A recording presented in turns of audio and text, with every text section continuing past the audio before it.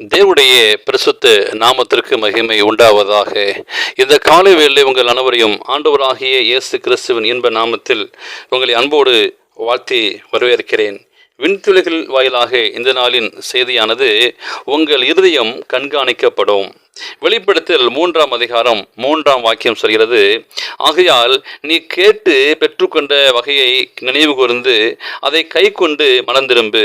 நீ விழித்திராவிட்டால் திருடனை போல் உன்மேல் வருவேன், நான் உன்மேல் வரும் வேலையை அறியாதிருப்பாய் என்று சொல்லி நான் வேதத்திலே வாசிக்கிறோம்.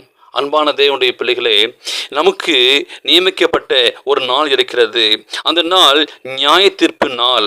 அந்த வேளையிலே, அதாவது 1844 ஆண்டின் 2300 நாட்களின் முடிவிலே நுட்ப நியாய விசாரணையும் பாவங்கள் கிறுக்கப்படும் வேலையும் ஆரம்பிக்குமானது. கிறிஸ்துவின் நாமத்தை என்றாவது தங்கள் மீது எடுத்துக்கொண்ட அனைவரும் ஒரு நுட்பமாக செயல்படும் இந்த ஆய்வை நீங்கள் நான்மாக கடந்து செல்ல வேண்டும். புஸ்தகங்களில் எழுதப்பட்டவர்களின்படியே மரித்தோர் தங்கள் கிரியைகளுக்கு தக்கதாக நியாய தீர்ப்பு அடைந்தார்கள். உயிரிழக்கிறவர்களும் மரித்தவர்களும் நியாய தீர்க்கப்பட்டார்கள். வெளிப்படுத்தல் 20:12 யோவான் அருமையாக எழுதுகிறார். இந்த தரிசனத்திலே அனைவரும் தங்களது விசுவாசத்தின்படி நீதிமான்களாக ஆக்கப்பட்டு தங்களது கிரியின்படியே நியாய தீர்க்கப்படுவார்கள் என்று நியாயாதிபதியாகிய இயேசு கிறிஸ்து அங்கே கூறுகிறார். மனம் வருந்தி அறிக்கை செய்யப்படாத, விட்டுவிடப்படாத அனைத்து பாவங்களும் மன்னிக்க முடியாது. ஆம், தேவனுக்கு பிரியமான பிள்ளைகளே, ஒருவேளை நீங்கள் கவலையோடும் பாரத்தோடு நீங்க பார்த்து கொண்டிருக்கிறீங்களா? அவைகள் பதிவடிகளும் அகற்றப்படாது. ஆண்டுடைய அந்த நாளிலே பாவிக்கு எதிராக ஒரு சாட்சியாக நிற்கும். உங்களுடைய வாழ்க்கையிலையும் என்னுடைய வாழ்க்கையிலும் யாருக்கெல்லாம் இந்த தீமை மனப்பாங்குகள் மேலாதிக்கம் செலுத்தத்தக்கதாக வேலை செய்கிறோமோ அவைகள் அனைத்தையும் யாரெல்லாம் கட்டுப்படுத்த முயற்சிக்கிறார்களோ அவர்களுக்கு முன்பாக தீவிரமாக போராட்டம் இருக்கிறது. ஆயத்தம் வேலையானது ஒவ்வொரு நபரும் செய்யப்பட வேண்டிய தனிப்பட்ட வேலையாகும்.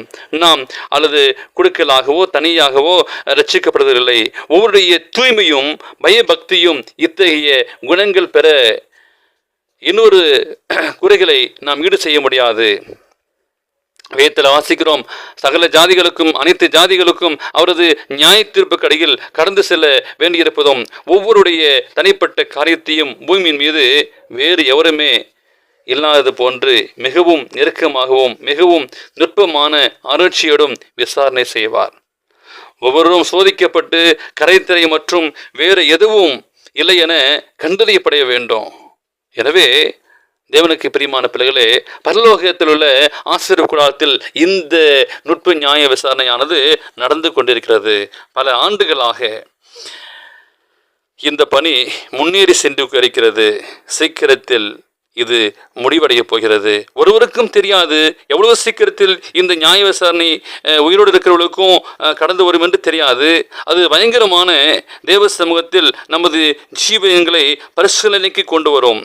இந்த சமயத்தில் எல்லாவற்றை விட மீட்பர் கூறியபடி அக்காலத்தில் நீங்கள் அறியாதபடியால் எச்சரிக்கையாயிருங்கள், விழித்திருந்து ஜெபம் பண்ணுங்கள். இந்த காலகட்டத்திலே நீங்கள் நானும் வாழ்ந்து கொண்டிருக்கிறோம். எச்சரிக்கையாக இருக்க வேண்டியலே நீங்கள் நானும் எச்சரிப்பாக இருக்க வேண்டும். பாவத்திலே விழுந்து விடக்கூடாது.